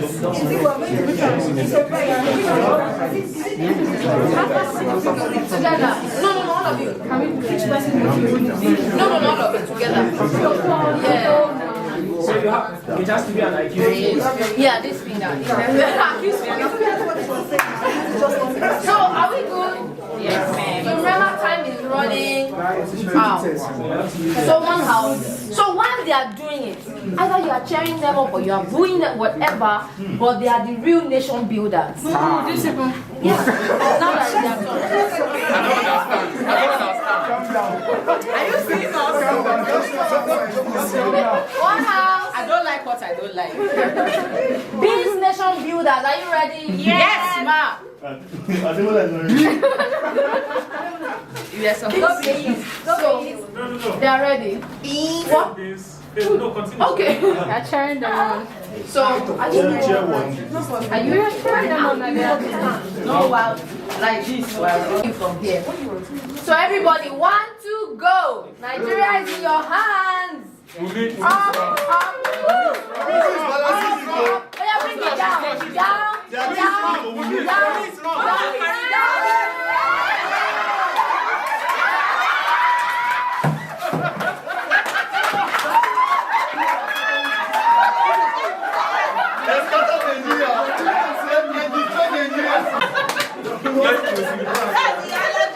So one house. Now, can we have massa?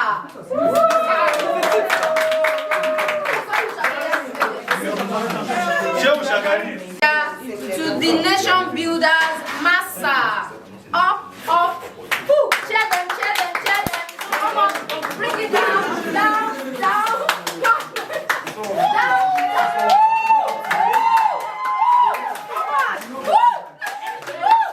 Come on, bring it on.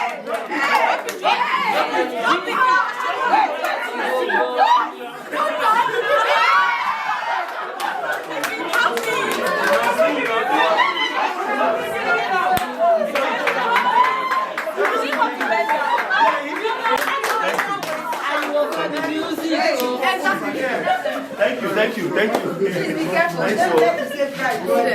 They are giving vote of thanks before the ceremony. Vote of thanks before ceremony. Let's laugh. Out loud.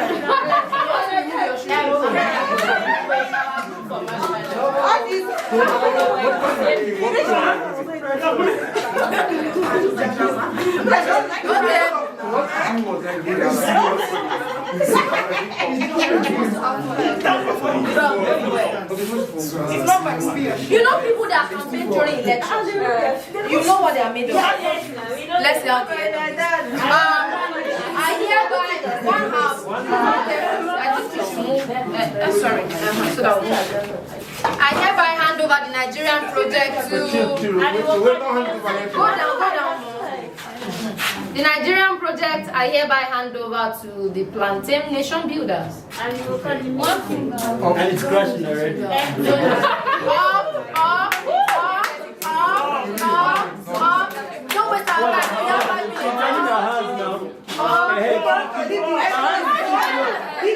We have 5 minutes.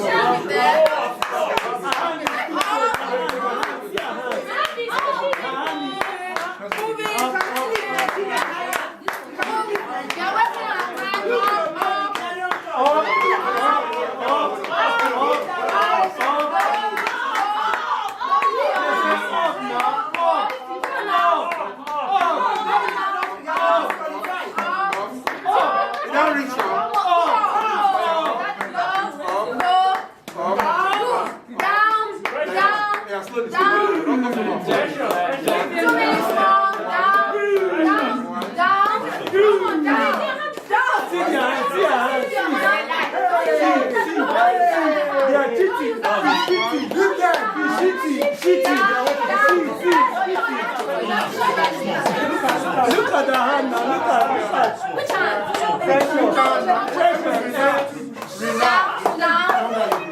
our country. That's how nice.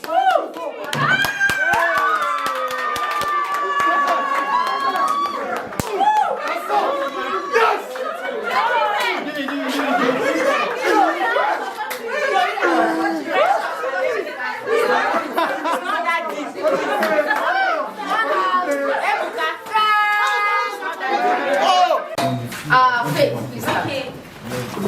I'll try to make this because I can make notes.